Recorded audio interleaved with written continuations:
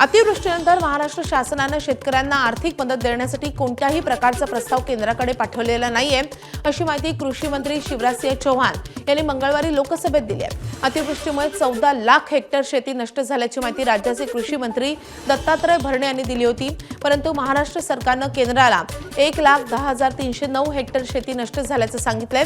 याच मुद्द्यावरून ठाकरेंच्या शिवसेनेचे खासदार ओमराजे निंबाळकर यांनी प्रतिक्रिया दिली आहे। त्यांनी राज्य सरकारवर जोरदार टीका केली आहे। मंत्री खोटी उत्तर देत असतील तर ते दुर्दैवी आहे।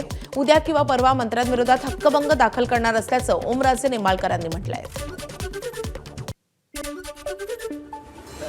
हक्कभंग तयार करत असताना ज्या ज्या गोष्टीचं चुकीचं झालंय किंवा हक्कभंग कसा होतो हे पूर्ण ड्राफ्ट करून पहिल्यांदा मला लोकसभा अध्यक्षांची परवानगी घ्यावी लागते आणि लोकसभेच्या अध्यक्षांनी परवानगी दिल्याच्या नंतरच तो हक्कभंग त्या ठिकाणी मांडण्याची मुभा लोकसभेचे अध्यक्ष संसदेमध्ये देत असतात। त्यामुळे ह्या गोष्टीला एका दुसरा दिवस तर जात असतो।